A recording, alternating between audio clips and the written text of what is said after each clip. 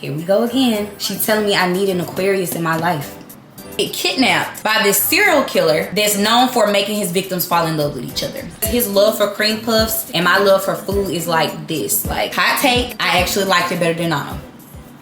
Hey y'all, my name is Annayacbusiness, but you can call me AC, and welcome to my channel. Today's video, we are doing a summer wrap up. So I'm going to be talking about all the anime I watched and all the books that I read over the summer. If you haven't watched my last video of the ratings that I assumed I was going to give these, go watch that video too. I'll link it somewhere up there. But yeah, let's go ahead and get started. First, we're going to talk about the books. The first book we're going to talk about is The Perfect Find. So I gave that book a 7.5 out of 10. It was literally a rom-com in book form. It went through like a forbidden love type of trope. This older woman, she didn't know it was her arch enemy's son that she met at a party, and she just knew she met this younger guy, and they kind of hit it off. He was still like 20, I think he was like 22, and she was like 40 something. I don't remember how old everybody was, but she didn't really want to talk to him because he was younger. His mom, her arch enemy in the fashion world, she worked for her, and then when she went to work one day, she saw that the son was there too because he worked there too, and so they ended up having to work together, and then like basically like they fell in love. It was really like a rom-com. It was pretty funny. It had some spicy moments and they were well written, but I gave it a 7.5 because the ending felt kind of rushed. I like that she, you know, gave the characters time to develop, but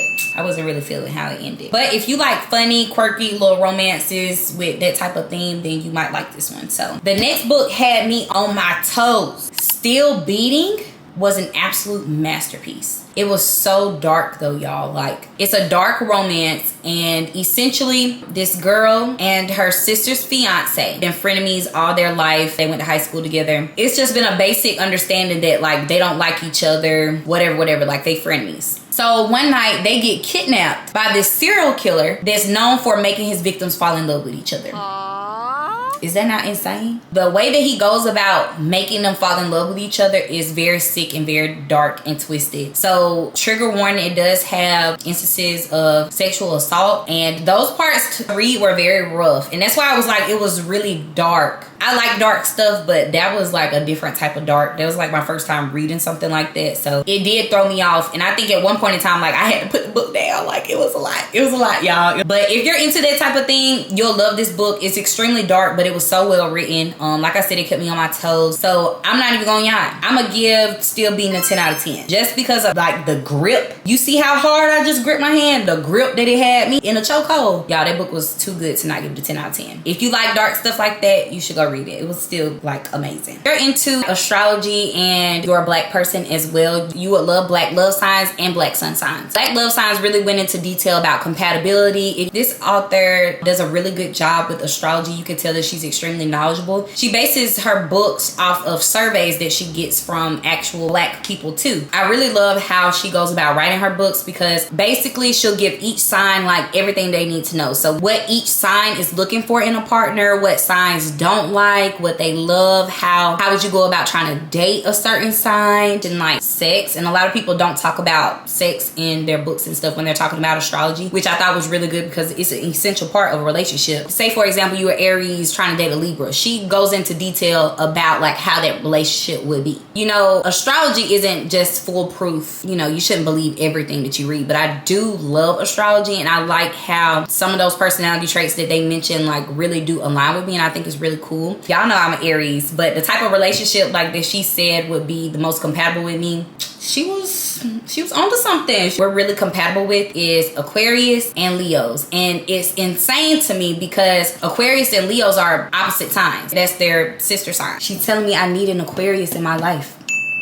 Anyways, if y'all into that type of thing, you'll love this book. I gave it a 10 out of 10. I knew that I was gonna give it a 10 out of 10 just because I love Thelma. I would love to meet her one day and just have a conversation about astrology, because she's just so knowledgeable, and she really like groups together a lot qualitative research behind her books too. Out of the summer read list, y'all, that's all I got around to. If y'all have been on my channel, y'all know that I also started a new job. So Yeah, your girl been working. I didn't really get a chance to finish all the books that I had, but I did read those 3. They were great reads. So glad that I did. That's it on the books. And if y'all are interested in any of the books, I'll leave a link in my description. So now let's talk anime, y'all. Let's talk anime. MASHLE Magic Muscles was so good, and he made it to my favorite character list just because his love for cream puffs and my love for food is like this. Like, he don't care about nothing but his cream puffs and his father. I'm telling you. Well, and his friends too. But that show is so good, and it was funny. Usually I don't like comedy anime or like funny stuff. Like, I like to watch stuff like with a good storyline, but MASH's character is so simple yet so just likable. I don't even remember what I originally rated, but I give it a 9 out of 10, and I really enjoyed it. It was funny. Fight scenes are good. It kept me like really into it. I didn't have no episodes where I was like, what is this? Like, it hooked me from the first episode a good and simple way. So I love MASHLE. The next anime we're gonna talk about is Kyo.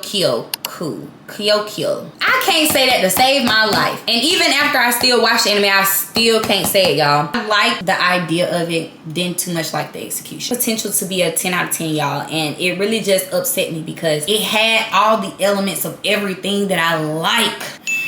The story was very interesting. It had elements of like time travel, stopping time in a place called Stasis, where this family could control when they stopped time. Only certain people could move in Stasis. If you've watched Steins Gate before, it had like a feeling of Steins Gate, and I love Steins Gate. So like with Steins Gate, it's a slow burner, but it's so good. The storyline gets so good. With Kyo, it started off, the first episode had me like, oh, this is getting straight to the nitty gritty. Like, they wasn't playing around. It was really intense and like really dark. Like, folks getting kidnapped, folks dying the first episode. Like, they started off strong, but then it just started to dwindle down, and it started getting slow and stuff, and I wasn't feeling it. Now, if it was a little bit longer, then they kind of could have got away with it, but the ending was rushed, and also touched on depression some, which I really did appreciate. I love when anime can integrate real life situations and real life stuff into anime. Like, I'm gonna give it a 7.5 out of 10 just because it had so much potential, and it hooked me really good in the beginning. Let's talk about Paradise Kiss, y'all. I loved Paradise Kiss. Hot take, I actually liked it better than Nana.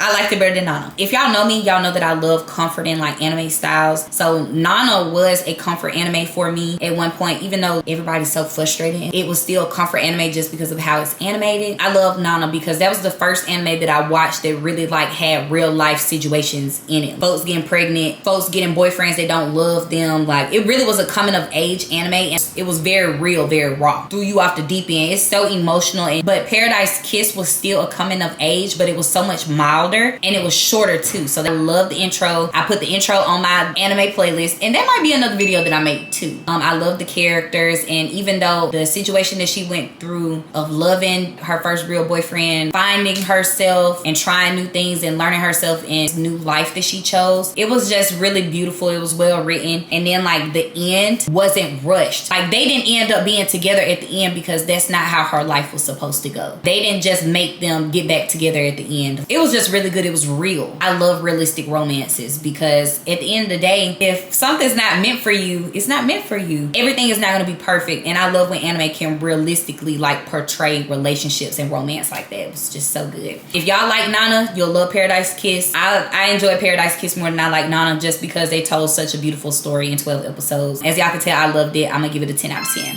It's perfect. So the next anime I'm going to talk about, Solo Leveling, was so good. The only thing that I did not like was the intro. So the main character is a very timid person. He wanted to find a cure for his sick mom, take care of his sister. Like, he had a goal. He was going to be a hunter regardless. It don't matter how many times he come near death, he was still going to go try. And basically he came to this near death experience, and he wakes up having to be in a real life game. Only he can see the game. Like, the game be having him do some crazy stuff that actually levels him up in his hunter world. And I love how when he levels up, he starts to question his morals. It was just really good. I give it a 9.5 out of 10. It had me hooked, and I was watching like this. Like, when people are dying the first episode, that's how you get me. That's how I know that anime is most likely gonna be my cup of tea, when people die in the first episode. Y'all, this summer wrap up, I really did have some really good anime, y'all. Like, seriously. Y'all want a fall version of this type of video? Let me know. Thank y'all for watching. I love y'all. Bye.